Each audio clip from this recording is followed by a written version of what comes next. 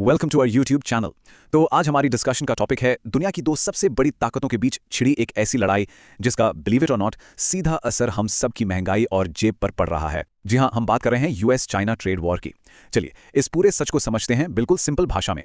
एक सवाल, कभी सोचा है कि जो अगला मोबाइल या लैपटॉप लेने का प्लान बन रहा है वो बिना किसी वार्निंग के अचानक से महंगा क्यों हो सकता है?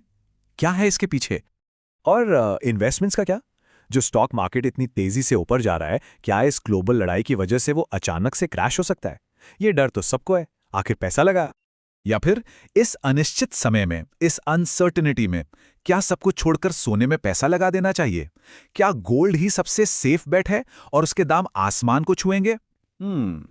तो ये जो सारे सवाल हैं ना, मोबाइल, स्टॉक मार्केट, सोना, इन सब की जड़, इन सब का रूट कॉज सिर्फ एक है। दुनिया की दो सबसे बड़ी इकोनॉमिक सुपर पावर्स अमेरिका और चाइना के बीच छिड़ चुका एक जोरदार ट्रेड वॉर। तो चलिए पर्दा उठाते हैं और देखते हैं कि ये असली खेल है क्या। देखिए, इस लड़ाई में दोनों साइड्स के अपने अपने गोल्स हैं। एक तरफ है अमेरिका। वो क्या चाहता है? सिंपल, अपना ट्रेड डेफिसिट कम करना, अपनी टेक्नोलॉजी को प्रोटेक्ट करना और हाँ, जॉब्स वापस देश में लाना। और दूसरी तरफ है चाइना। उनका प्लान, इकोनॉमिक ग्रोथ मेंटेन रखो, टेक्नोलॉजी में आत्मनिर्भर यानी सेल्फ रिलायंट बनो और दुनिया में अपना ग्लोबल इन्फ्लुएंस बढ़ाओ। दोनों के मकसद बिल्कुल अलग हैं। तो ये सब शुरू कैसे हुआ? कहानी शुरू हुई 2018 में। प्रेसिडेंट ट्रंप ने चाइनीज गुड्स पर भारी भरकम टैरिफ्स यानी टैक्स लगा दिए।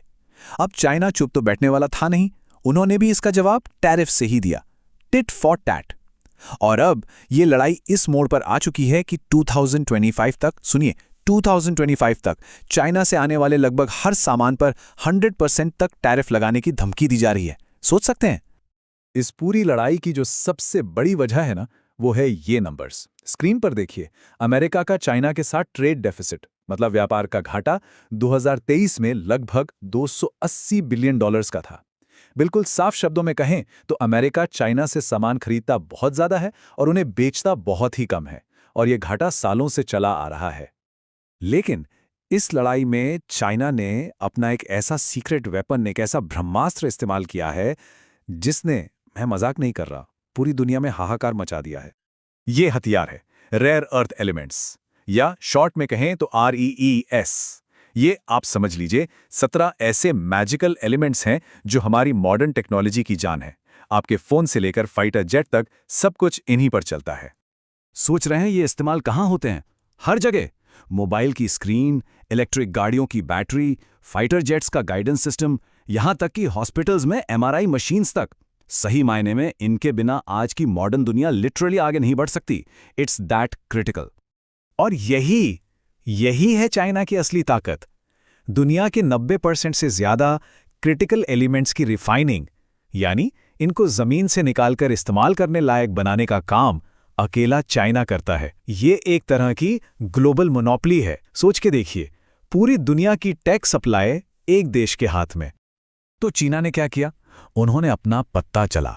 अमेरिका के टैरिफ्स के जवाब में उन्होंने इन्हीं जरूरी रेयर अर्थ्स के एक्सपोर्ट पर कंट्रोल लगा दिया। ये एक बिल्कुल साफ संदेश था, अगर आप हमारे सामान पर टैक्स लगाओगे तो हम आपकी पूरी टेक्नोलॉजी इंडस्ट्री की लाइफलाइन ही काट देंगे। Game on. अब सवाल उठता है कि इस ग्लोबल चेस गेम में, इस लड़ाई के बीच भारत कहां खड़ा है? देखिए, हमारे लिए इसमें संकट भी है, पर कहते हैं ना, हर संकट में एक मौका छुपा होता है, और यहां एक बहुत बड़ा मौका भी है। तो चलिए फायदे और नुकसान दोनों देखते हैं। फायदा क्या है? ग्लोबल कंपनीज अब एक चाइना +1 स्ट्रैटेजी अपना रही हैं।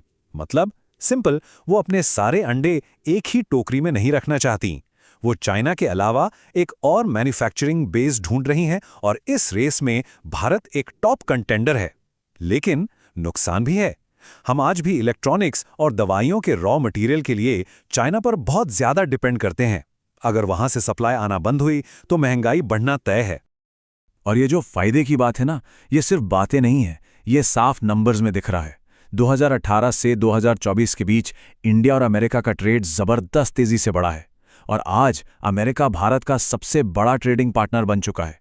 ये एक बहुत बड़ी बात है। लेकिन जैसा कहते हैं, हर सिक्के का एक दूसरा पहलू भी होता है, उसे भी देखना जरूरी है।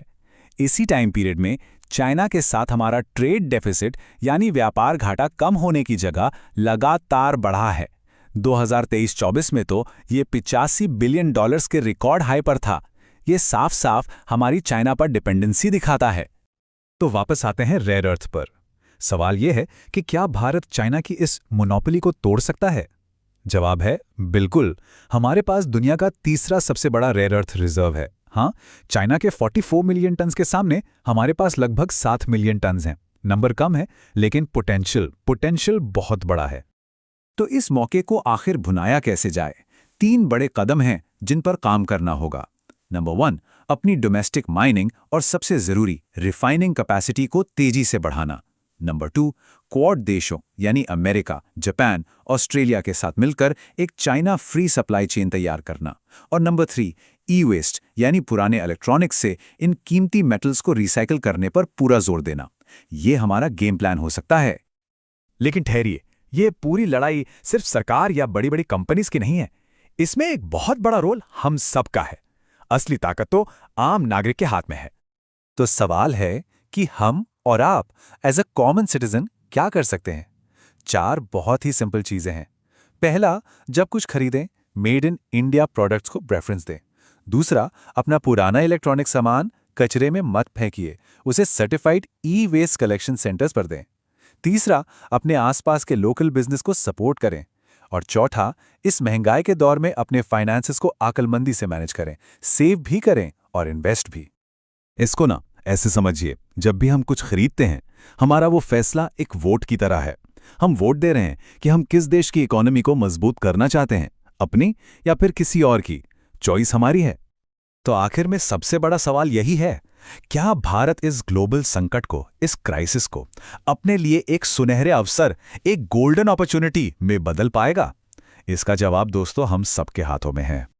हमारे साथ यहां तक बने रहने के लिए आपका बहुत बहुत शुक्रिया।